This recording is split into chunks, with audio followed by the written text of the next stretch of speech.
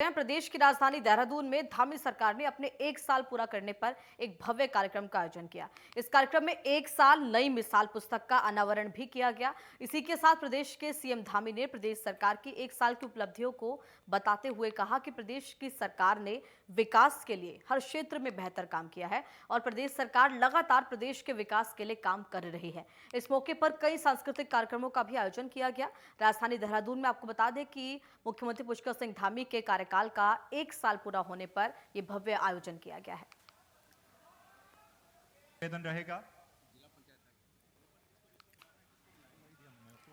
तो आपको बता दें कि उत्तराखंड में मुख्यमंत्री पुष्कर सिंह धामी के 2.0 का एक साल यहां पर पूरा हुआ है और इस एक साल के कार्यकाल में ये भव्य आयोजन किया गया है। इस पूरे कार्यक्रम के माध्यम से ये बताने की कोशिश राज्य की धामी सरकार की किस तरीके से उनके द्वारा सभी विकास कार्य किए गए हैं। पहाड़ से लेकर मैदान तक एक नई तस्वीर उत्तराखंड की बनाने की कोशिश यहां पर मुख्यमंत्री पुष्कर सिंह धामी की, साथ ही युवाओं से लेकर बेरोजगारी का मुद्दा हो या फिर राज्य के अलग अलग विकास का मुद्दा हो, यहां पर मुख्यमंत्री पुष्कर सिंह धामी के जो भी एक साल में प्रयास किए गए हैं उन सभी को यहां पर जनता तक पहुंचाने का कार्य किया गया।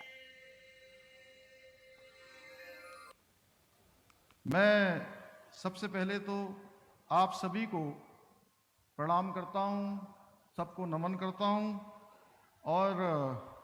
आज के इस अवसर पर उत्तराखंड स्थापना हेतु जिन्होंने अपना सर्वोच्च बलिदान देने का काम किया, अपनी शहादत देने का काम किया, उन सभी शहीदों को, उत्तराखंड के राज्य आंदोलनकारियों को और जिन्होंने देश की सीमाओं की रक्षा के लिए अपने प्राणों का बलिदान किया, उन सभी को मैं नमन करना चाहता हूं, सभी को प्रणाम करना चाहता हूं और उत्तराखंड की देवतुल्य जनता को सादर नमन करना चाहता हूं, प्रणाम करना चाहता हूं, उनको धन्यवाद ज्ञापित करना चाहता हूं कि उन्होंने हमें काम करने का अवसर प्रदान किया, उन्होंने राज्य के विकास में अपना योगदान देने का काम किया। भाइयों बहनों, आपके आशीर्वाद के कारण आज उत्तराखंड उत्कृष्ट उत्तराखंड की ओर बढ़ रहा है। धीरे धीरे हम आगे बढ़ रहे हैं। आज से ठीक एक वर्ष पूर्व हमारे सम्मानित मतदाताओं ने हमको ये विजय तिलक लगाया था, उन्होंने अपना आशीर्वाद दिया था और उत्तराखंड की राजनीति में पहला अवसर था जब जनता जनार्दन ने किसी भी दल को दोबारा लगातार सेवा करने का अवसर प्रदान किया था, लगातार मौका दिया। और मैं ये दावे के साथ कह सकता हूं, मुझे इसमें कोई संदेह नहीं है कि उत्तराखंड की देवतुल्य जनता बुद्धिमान है और वो भली भांति जानती है कि इस प्रदेश का विकास कौन कर सकता है, इस प्रदेश को आगे कौन ले जा सकता है, इस प्रदेश को हिंदुस्तान के श्रेष्ठ राज्यों में कौन सी पार्टी और कौन सा नेतृत्व आगे ले जा सकता है। इस एक वर्ष के दौरान हमारे पत्रकार मित्र बड़ी संख्या में यहां पर हैं और प्रदेश के अनेकों स्थानों पर देख रहे होंगे। इस एक वर्ष के दौरान हमने एक एक पल और एक एक क्षण उत्तराखंड की सेवा के लिए लगाया है, उत्तराखंड राज्य के लिए अपने को समर्पित किया है और इसमें अनेकों चुनौतियों का भी हमें सामना करना पड़ा है, अनेकों चुनौतियां आई हैं और उन सभी का समाधान निकाला जाए, उसमें आगे बढ़ा जाए और राज्य को किस तरह विकास की राह में आगे बढ़ाया जाए, लगातार यही प्रयास किया गया है। भले ही मैं ये कह सकता हूं, आज अपने प्रदेशवासियों से मैं बहुत विनम्र प्रार्थना भी करना चाहता हूं कि ये भले ही जो हमारे मनोरथ हैं हम पूर्ण रूप से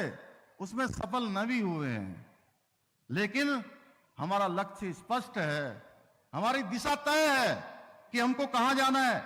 हमारी दिशा सही है, हमारी गति उचित है और हमारा जो मंतव्य है वह भी विशुद्ध है। इसलिए हम लगातार न रुकने वाले हैं, न थकने वाले हैं, न कहीं हटने वाले हैं।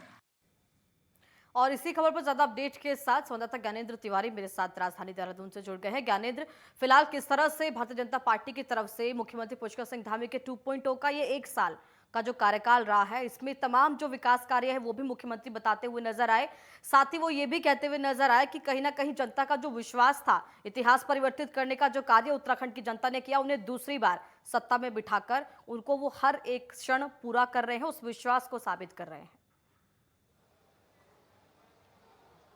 बिल्कुल, जिस तरीके से हमने देखा मुख्यमंत्री ने अपने संबोधन में जिस प्रकार से जनता की सबसे पहले बात की जी। और उनका आभार व्यक्त किया कि दूसरी बार लगातार जिस तरीके से उनको मुख्यमंत्री बनाया,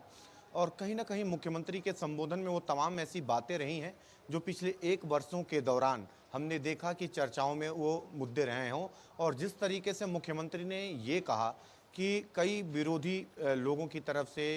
ये कोशिश की गई जो बेरोजगार हैं उनके कंधों पे बंदूक रख के चलाने की। तो ऐसे में एक संदेश उन लोगों के लिए भी मुख्यमंत्री ने दिया, चाहे वो विपक्ष हो चाहे उनके विरोधी लोग हों, उनको लेके भी एक संदेश देने का काम किया है कि वो लोग बचने वाले नहीं हैं और उनके मंसूबे कामयाब होने वाले नहीं हैं। क्योंकि हमने देखा था कि जो बेरोजगारों का जो आंदोलन था वो कहीं न कहीं राजधानी देहरादून समेत पूरे प्रदेश भर में जिस तरीके से एक बड़े आंदोलन के तौर पे उभरा और सरकार इसमें असमंजस महसूस कर रही थी। उसके बाद से ही हमने देखा सरकार ने बड़ा एक्शन लेते हुए जिस तरीके से नकल विरोधी कानून लाने का काम किया, और ऐसे में मुख्यमंत्री ने इस बात का जिक्र अपने संबोधन के दौरान किया और ये बात बताई कि नकल विरोधी कानून सरकार जो लेके आई है वो किस प्रकार से राज्य हित में है, और ऐसे में वो तमाम जो ऐसे माफिया हैं जो इस तरीके से काम कर रहे थे उनके मंसूबों को कामयाब नहीं होने दिया जाएगा। और एक संदेश भी दिया गया कि